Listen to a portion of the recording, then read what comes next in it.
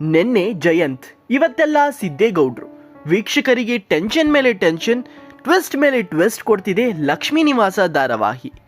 Hi ವೀಕ್ಷಕರೇ, ಇದು Sandalwood ಪೋಸ್ಟ್ನ ಮತ್ತೊಂದು ಹೊಸ ವಿಡಿಯೋ. ನಾವು ಈ ವಿಡಿಯೋದಲ್ಲಿ ಲಕ್ಷ್ಮೀ ನಿವಾಸದಲ್ಲಿ ಮುಂಬರುವಂತಹ ಹೊಸ ಟ್ವಿಸ್ಟ್ ಏನು ಅನ್ನೋದನ್ನು ಈ ವಿಡಿಯೋದಲ್ಲಿ ನಾವು ತಿಳಿಸ್ಕೊಡ್ತೇವೆ. ಸೊ ಮಿಸ್ ಮಾಡದೆ ಈ ವಿಡಿಯೋವನ್ನು ಕೊನೆ ತನಕ ನೋಡಿ.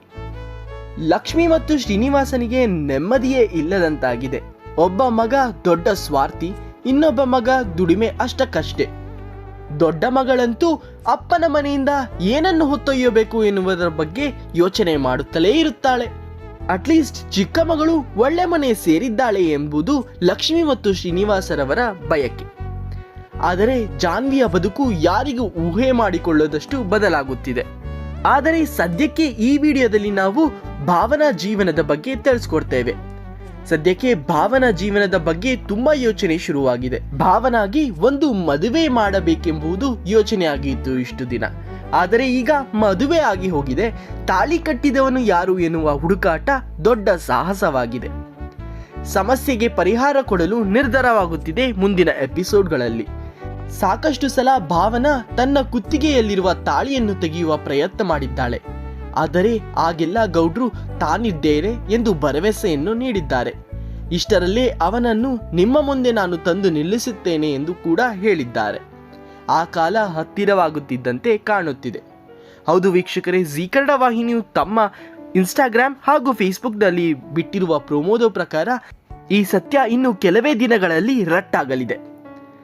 ಇವತ್ತು ಜವರೇಗೌಡ ಹಾಗೂ ಮುನಿಸ್ವಾಮಿ ರಾಜಕೀಯ ಸಮಾವೇಶ ನಡೆಯುತ್ತಿತ್ತು. ಅಲ್ಲಿಯೇ ಭಾವನಾ ಮನೆಯವರು ಕೂಡ ಸೇರಿದ್ದರು. ಅಷ್ಟೇ ಅಲ್ಲ, ಪೂರ್ವಿ ಮನೆಯವರು ಕೂಡ ಹಾಜರಾಗಿದ್ದಾರೆ. ಆದರೆ ಏನು ಮಾಡಬೇಕೆಂದು ತಿಳಿಯದೆ ಗೊಂದಲದಲ್ಲಿರುವಂತ ಗೌಡರಿಗೆ ಮತ್ತೆ ದೇವರಾಗಿ ಸಿಕ್ಕಿದ್ದ ತ್ರಿಕಾಲ ಜ್ಞಾನಿಗಳು, ನಿನ್ನ ಪತ್ನಿಯನ್ನು ನೀನೇ ಉಳಿಸಿಕೊಳ್ಳಬೇಕಪ್ಪ, ಧೈರ್ಯ ಮಾಡಿ ಸತ್ಯವನ್ನು ಹೇಳ್ಬಿಡು ಎಂದು ಹೇಳಿದ್ದಾರೆ. ದೊಡ್ಡ ಸಭೆಯಲ್ಲಿ ಎಲ್ಲರೂ ನೆರೆದಿದ್ದಾರೆ. ಕಾರ್ಯಕರ್ತರು, ಬೆಂಬಲಿಗರು, ಸಂಬಂಧಿಕರು ಎಲ್ಲರೂ ಇದ್ದಾರೆ. ಇಂಥ ವೇದಿಕೆಯಲ್ಲಿ ಗೌಡರು ಒಂದು ದೊಡ್ಡ ವಿಷಯವನ್ನು ಬಿಚ್ಚಿಟ್ಟಿದ್ದಾರೆ. ಅದುವೇ ಗೌಡರು ಭಾವನಾ ಜೊತೆ ಸಂಬಂಧ. ಹೌದು ವೀಕ್ಷಕರೇ, ಮುಂಬರುವಂತ ಎಪಿಸೋಡ್ಗಳಲ್ಲಿ ಭಾವನಾ ತನ್ನ ಹೆಂಡತಿ ಎಂದು ಗೌಡರು ವೇದಿಕೆ ಮೇಲೆ ಹೇಳುತ್ತಾರೆ.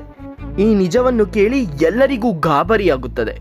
ವೀಕ್ಷಕರೇ, ನಿಮ್ಗೇನನ್ಸುತ್ತೆ? ಈ ಟ್ವಿಸ್ಟ್ ಹೇಗಿದೆ ಎನ್ನುವುದನ್ನು ಕಮೆಂಟ್ ಸೆಕ್ಷನ್ನಲ್ಲಿ ತಿಳಿಸಿ. ನೀವು ಕೂಡ ಲಕ್ಷ್ಮೀ ನಿವಾಸ ಧಾರಾವಾಹಿಯನ್ನು ತಪ್ಪದೇ ನೋಡುತ್ತಿದ್ದರೆ ಈ ವಿಡಿಯೋವನ್ನು ಲೈಕ್ ಮಾಡಿ, ನಿಮ್ಮ ಸ್ನೇಹಿತರೊಂದಿಗೆ ಶೇರ್ ಮಾಡಿ.